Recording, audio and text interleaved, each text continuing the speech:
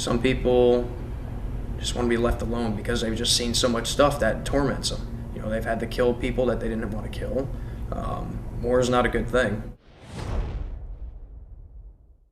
Ryan Sussman, 21 years old, United States Navy. USS Carl Vinson, CVN-70. It's a nuclear aircraft carrier. Last place we were stationed was in Newport News, Virginia, which was the shipyard, but we did a tour in Iraq. When I got out, I felt myself transitioning to nowhere, basically. We are supposed to have these classes, provided by the Navy at least, that are transitional programs that enable us to integrate back in the civilian world, but they're not really giving those anymore because they just choose that it's a waste of money, pretty much. So when I got out, it was like I really didn't know where to go. Were you ever actually living out on the street anywhere? Or Yeah. what kind of places were you staying there? Like bridges and anywhere I could find shelter, you know.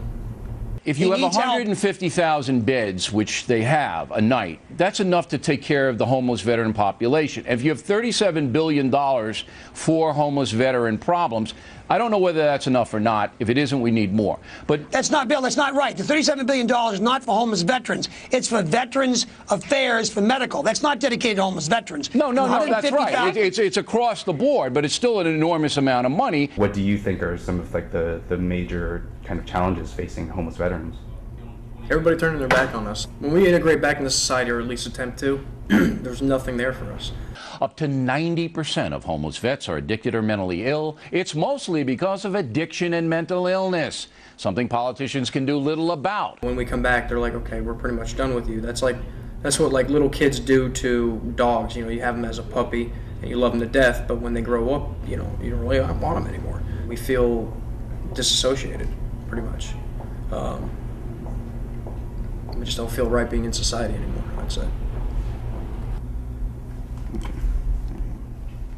Tonight, 200,000 men and women who wore our uniform proudly and served this country courageously as veterans will go to sleep under bridges and on grates. I mean, come on. The only thing sleeping under a bridge is that guy's brain. Wow. So. That guy's an asshole. I'll tell you that much. That's ridiculous. That really is. That just shows you how brainwashed that guy is of thinking what he says is correct. I would sure like to meet that guy and tell him a thing or two, honestly. I mean, that's ridiculous. That really is.